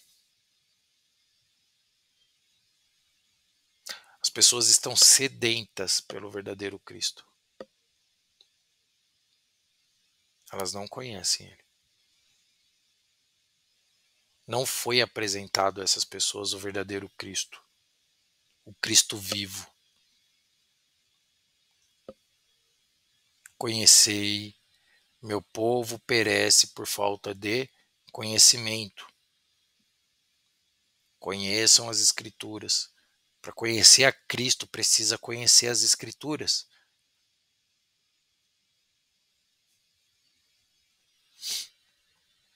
João escreve para encorajar os crentes a evitar o pecado. No entanto, se alguém cair, Cristo é o intercessor e a apropriação, oferecendo perdão e restauração. O papel de Cristo como advogado mostra que a graça é um passe, mostra que a graça não é um passe livre para pecar, mas sim uma provisão para quando falhamos. Somos chamados à santidade, mas temos um Salvador que intercede por nós. A graça não elimina nossa responsabilidade. Devemos lutar contra o pecado, resistindo às tentações. Se cairmos, devemos nos arrepender verdadeiramente, sem usar a graça como desculpa para permanecer no erro. Vou ler de novo essa daqui que é uma das mais importantes. A graça não elimina nossa responsabilidade. Devemos lutar contra o pecado, resistindo às tentações. Se cairmos, devemos nos arrepender verdadeiramente, sem usar, presta atenção, sem usar a graça como desculpa para permanecer no erro. O que as pessoas estão fazendo hoje?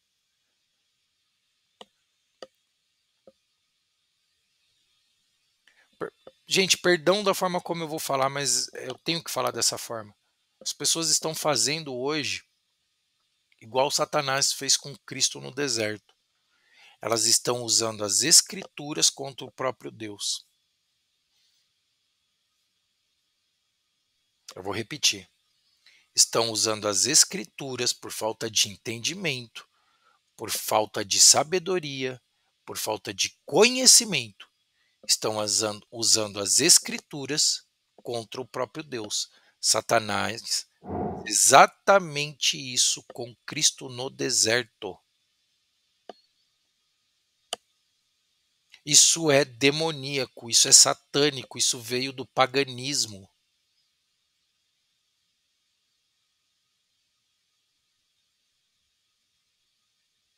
E o evangelho que é pregado hoje não é o evangelho de Cristo.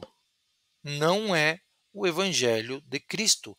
É coach, é show gospel, é mundo gospel, é palco, é holofote, é qualquer coisa, menos o verdadeiro evangelho. As pessoas só querem usar um versículo de João, por exemplo. Que Deus amou o mundo de tal maneira que entregou o seu filho, seu único filho, né? Seu filho unigênito. Fala do amor. Não, mas nós estamos falando do amor. O amor requer obediência. O amor requer que colocamos nossos corpos em sacrifício vivo. O amor requer da igreja que um sustente o outro, não no sentido socialista, digamos assim, mas um sustente o outro no sentido de apoiar o outro. O mais forte segura o mais fraco.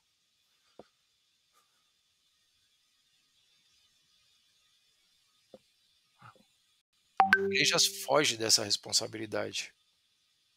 Elas nem pregam sobre essa responsabilidade. Nem pregam sobre essa responsabilidade. Eu escutei, só para continuar, já vou finalizar aqui, eu escutei um testemunho ontem, numa rede social, onde a pessoa falava que ela estava passando por um momento de dificuldade financeira, desempregado e tal, foi pedir ajuda na igreja que ela congregava. E aí chegou lá para pedir ajuda, Parece que na época, né, a igreja ela emprestava dinheiro para os membros e os membros iam pagando conforme ia dando. Aí parece que algumas pessoas não pagaram, enfim, aí cortaram isso daí. Aí esse rapaz estava precisando, né, foi solicitar lá para o financeiro da igreja, falaram que tinham parado com isso. Esse rapaz ele foi até o pastor porque ele estava precisando. Falou, pastor, eu preciso, tal, eu sou membro aqui da igreja, eu preciso de. Ele até falou o valor, R$ 3.000, né? Eu vou pagando, né, devagarinho, assim, assim, assado, tal. É só para eu poder me manter esses primeiros meses até as coisas se normalizar aqui para mim e tudo. A primeira coisa que o pastor perguntou: você é dizimista?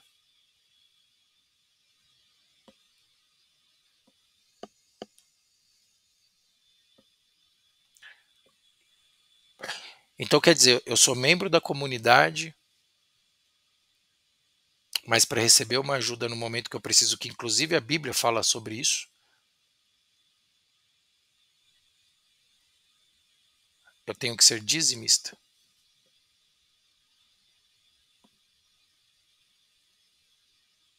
Difícil, né, irmãos? Moral da história. Ele continuou contando lá o testemunho. Moral da história. O pastor não ajudou, bloqueou o rapaz,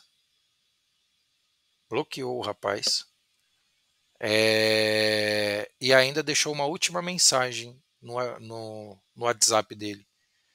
Falou que não ajudou ele porque ele foi arrogante. Apenas porque na hora que o pastor perguntou se ele era dizimista, ele questionou. Falou, eu tenho que ser dizimista, eu sou membro da igreja, eu oferto aqui toda reunião, todo culto eu oferto.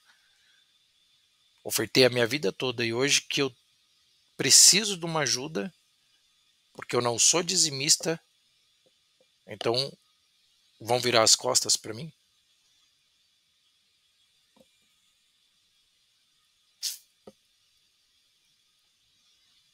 Essa é a realidade de hoje. Essa é a realidade de hoje. Cristo, como nossa propiciação, nos une ao Pai. Sua intercessão é eterna, garantindo que possamos ser restaurados sempre que nos voltamos a Ele com sinceridade. Amém? Gente, antes das perguntas, alguém tem algum comentário? Alguém tem algum comentário? Alguém quer comentar alguma coisa? Alguma fala? Quiser levantar a mãozinha aí, pode levantar. Só clicar aí nos 3 pontinhos aí na tela do seu celular. Vai ter lá lá embaixo lá vai estar escrito levantar a mão. É só levantar a mão, senão eu vou continuando aqui, tá? Perguntas para reflexão. Primeira pergunta: você usa sua liberdade para servir a Deus ou como pretexto para satisfazer desejos carnais? Porque vós, irmãos, fostes chamados à liberdade, porém não useis da liberdade para dar ocasião à carne, mas servir-vos uns aos outros pelo amor. Gálatas 5:13. Segunda pergunta: sua liberdade está guiando você à santidade ou à escravidão do pecado? Responderam-lhe: somos descendência de Abraão e jamais fomos escravos de alguém. Dizes tu, sereis livres, respondeu-lhes Jesus. Em verdade vos digo, todo que comete pecado é escravo do pecado. João 8, 33, 34. Deixa eu ver o que escreveram aqui.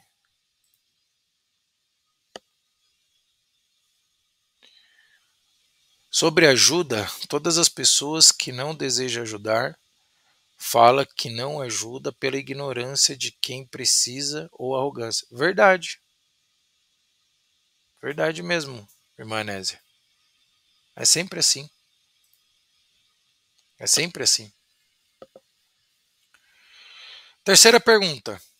Você entende que a verdadeira liberdade é viver em amor e serviço ao próximo? Porque toda lei se cumpre numa só palavra, nesta: amarás o teu próximo como a ti mesmo. Gálatas 5,14. Quarta pergunta. Você tem usado a graça como desculpa para continuar pecando? Que diremos, pois? Permaneceremos no pecado para que seja a graça mais abundante? De modo nenhum. Como viveremos ainda no pecado, nós, os que para ele morremos? Romanos 6, 1 ao 2.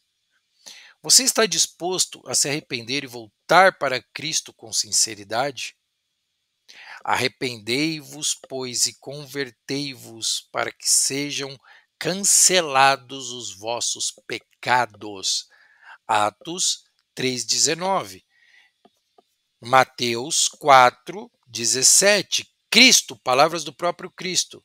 Arrependei-vos, pois o reino dos céus está próximo.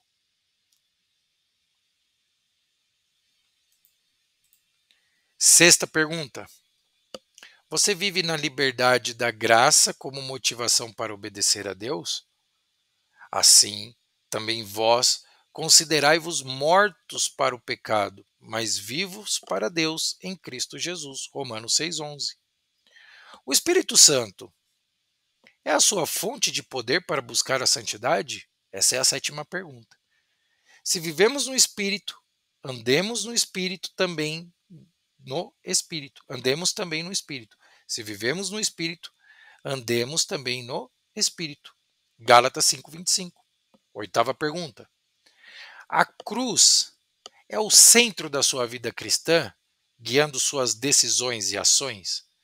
Mais longe esteja de mim gloriar-me, senão na cruz do nosso Senhor Jesus Cristo, pela qual o mundo está crucificado para mim, e eu para o mundo. Gálatas 6,14. Nona pergunta. Você vive como alguém que foi verdadeiramente liberto do pecado? Agora, pois, já nenhuma condenação há para os que estão em Cristo Jesus, que não andam segundo a carne, mas segundo o Espírito. Romanos 8:1. E aqui é interessante, né? As pessoas acham que o fato delas estarem congregando, elas estão em Cristo. Estão frequentando uma denominação, elas estão em Cristo. Não é isso que o texto está dizendo. Andar verdadeiramente em Cristo é fazer o que Ele manda.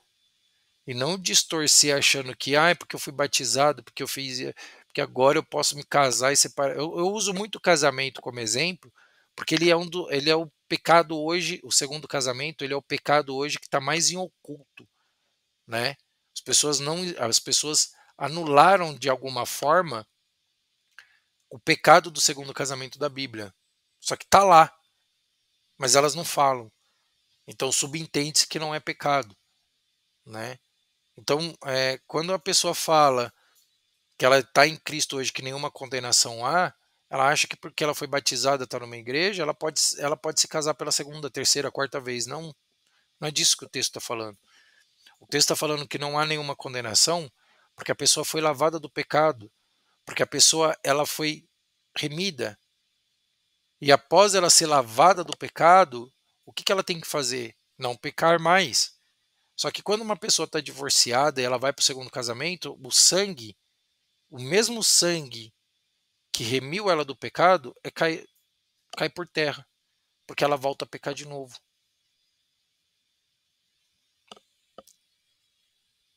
Só que a deturpação hoje do crente não deixa ele entender.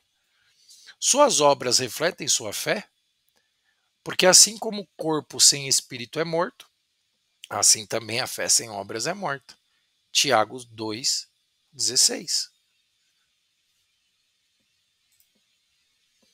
Você anda em humildade reconhecendo que sua salvação é para glorificar a Deus? Humilhai-vos, portanto, sobre a poderosa mão de Deus, para que ele, em tempo oportuno, vos exalte. 1 Pedro 5, 6. Você confia na força de Deus ou na sua própria capacidade? Confia no Senhor de todo o teu coração e não te estribes do teu próprio entendimento. Provérbios 3:5. Você vive em vigilância e humildade para evitar a queda? Aquele, pois, que pensa estar em pé, veja que não caia. 1 Coríntios 10:12. Você aceita a correção de Deus com humildade e gratidão? Aqui o bicho pega, porque não, Deus quer mais é que sejamos felizes, né? Porque o Senhor corrige a quem ama e açoita a todo filho a quem recebe. Hebreus 12:6. Caraca! Você vê que são dois extremos, gente. Um extremo que não tem nada de Bíblia, mas que é usado hoje. E outro extremo que verdadeiramente é a Bíblia e que é omitido hoje. Vocês entendem que são dois extremos? E as pessoas estão somente buscando o extremo que massageia, que conforta a carne? Você semeia no espírito ou na carne? Porque o que semeia para a sua própria carne, da carne colherá corrupção. Mas o que semeia para o espírito, do espírito colherá vida eterna. Gálatas 6:8. Suas escolhas atuais estão impactando a sua eternidade? E digo isto, conhecendo o tempo, já é hora de vos despertardes do sono, porque a nossa salvação está agora mais perto do que quando no princípio cremos. Romanos 13:11. Entendam, a salvação começa com a nossa mudança, com a metanoia. Com a verdadeira conversão começa a salvação. Porque até aquele momento já era condenação. Foi isso que nós vimos aqui agora há pouco. Nós já nascemos condenados. Então, quanto mais no mundo nós pisamos, mais condenados estamos. Agora, quando nós nascemos verdadeiramente, nos convertemos verdadeiramente para Deus e entendemos o que deve ser feito de acordo com as Escrituras, a metanoia e tudo mais, o nascer de novo, a conversão genuína, aí sim nós estamos indo em direção à salvação e não mais em direção à condenação. Gente, obrigado a todos. Deus abençoe. Obrigado pela confiança no trabalho que vocês estão depositando em mim, né? Eu sei que foi um pouquinho longo, mas necessário, né? Eu gosto de trazer sempre as coisas muito bem completas. Mais tarde, além do link, né, do canal, né, do YouTube, que eu vou colocar o vídeo lá, essa gravação vai ser colocada lá. Além disso, eu vou disponibilizar também lá no grupo o material hoje desse estudo aí, os slides que vocês visualizaram, tá? Vai estar sendo disponibilizado lá no grupo. Vou converter em PDF e vou estar mandando em PDF lá para todos vocês, tá bom? Alguém tem alguma dúvida? Alguma pergunta? Algo a acrescentar? Um testemunho, um comentário? Um pedido de um louvor específico para a gente finalizar a nossa reunião de hoje? Pode abrir o microfone, agora não precisa levantar a mãozinha não. Quem quiser falar pode abrir o microfone, gente. Não tenham vergonha. Não sintam vergonha de perguntar, não sintam timidez, tá? Não, a sua dúvida pode ser a dúvida de outra pessoa. Alguém tem algum comentário? Não? Tranquilo? Olha que pessoal tímido, hein? Bom, se ninguém tem dúvida, então é porque eu acho que todo mundo entendeu bem, né? E glória a Deus por isso. Amém? É, vocês preferem que eu coloque um louvor aqui para a gente poder finalizar, ou vocês preferem já finalizar com uma oração? O que vocês preferem? Professor que é bom nas explicações. Que é isso, quem dera. Eu sou só um instrumento, o professor é o Espírito Santo. Se você está se falando do Espírito Santo, amém. Aí eu concordo, mas eu não tenho nada a ver com isso, não. É como eu costumo falar, nós somos instrumentos de transmissão, não apenas de recepção, né? Nós recebemos e transmitimos. Amém? Quem faz tudo é o Espírito Santo. Um instrumento. Fazer uma oração por nós. Amém. Vamos fazer uma oração então? Peço a todos que fechem os olhos, elevem seus pensamentos agora para o nosso Pai, para o nosso Criador. Senhor, louvado seja o teu nome, Pai. Peço licença, Pai, para entrar em tua presença, Senhor. Senhor, eu quero agradecer. Quero agradecer por tudo que o Senhor tem feito em nossas vidas, meu Pai. Quero agradecer pelos momentos de provação, de tribulação, Senhor. Se não fosse esses momentos, Pai, em nossas vidas, jamais nós iríamos nos aproximar do Senhor. Não tem como nos aproximar do Senhor, Pai, estando numa festa, estando bem distraído.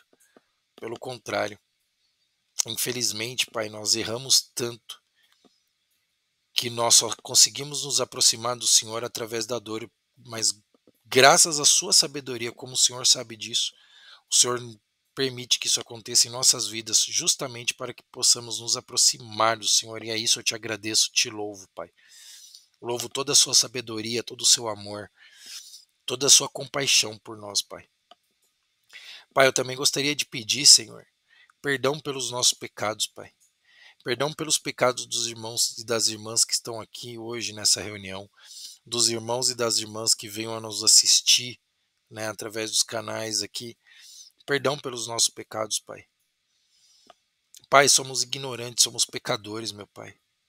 Somos ignorantes porque vivemos num mundo, Senhor, onde somos influenciados o tempo todo a nos afastar do Senhor. E, infelizmente, Pai, a nossa carne, os nossos desejos, Pai, nos levam constantemente a isso.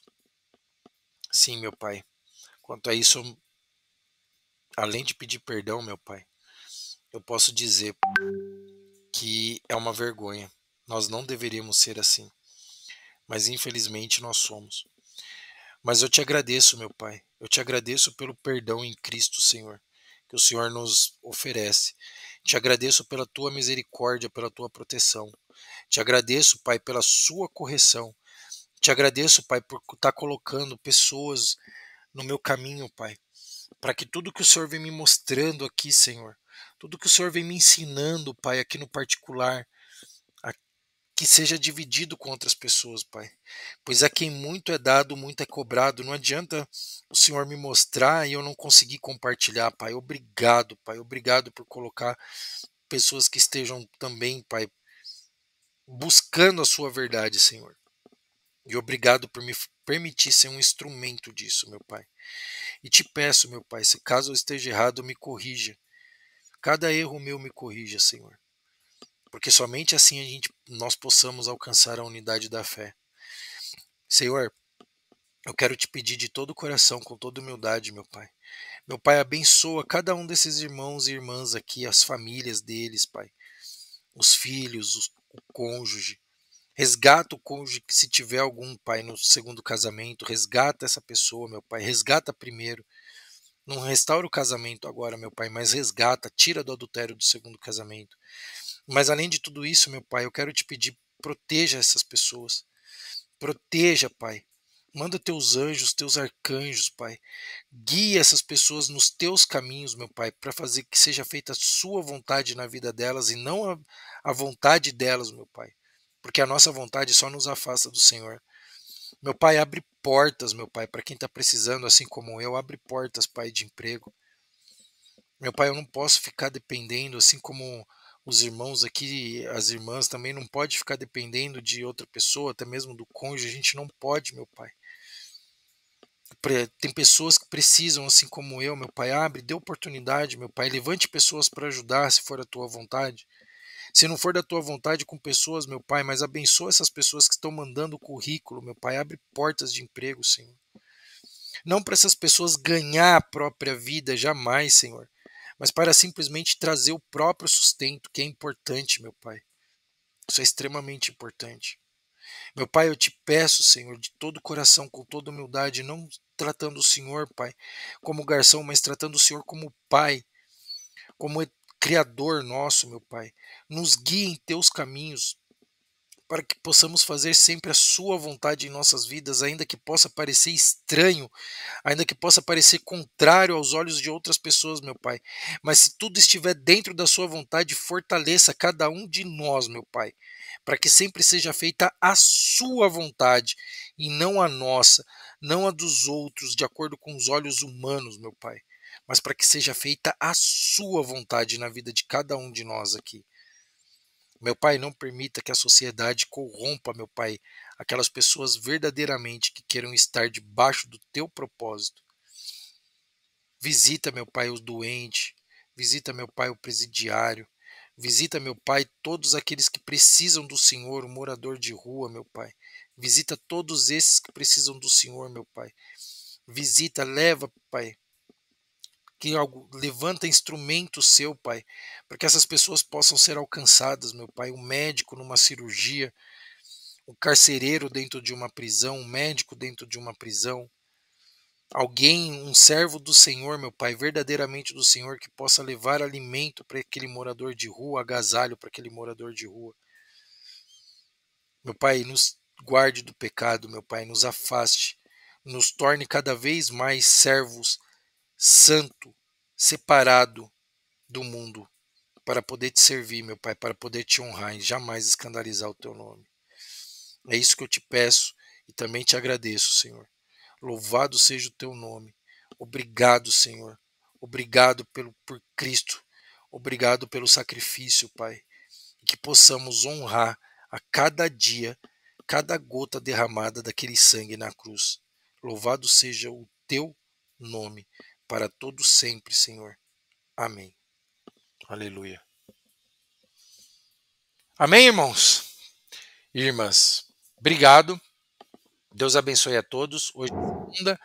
A próxima reunião vai ser na quinta-feira, tá? Acredito que se o Lucas estiver bem, né, como eu falei, de quinta-feira eu não posso, né? Eu tenho um compromisso das 18 horas até as 21. Acredito que o irmão Lucas vai poder. Se ele não puder, a gente conversa, tenta encontrar outra pessoa, né? Mas aí eu converso com ele no particular depois, não tem problema. Mas de qualquer jeito, até então vai ter. Se não der para ter, por algum motivo, a gente tenta avisar, tá bom? E tudo bem também se ninguém conseguir, a gente não conseguir achar ninguém para cobrir, né? Não tem problema nenhum, tá? Aí nós ficamos com a reunião de sábado e a reunião da segunda, tá bom? Deus abençoe a todos, fiquem todos com Deus. Paz do Senhor Jesus, né? E obrigado por terem participado. Amém? Obrigado mesmo. Boa semana a todos. Tchau, tchau.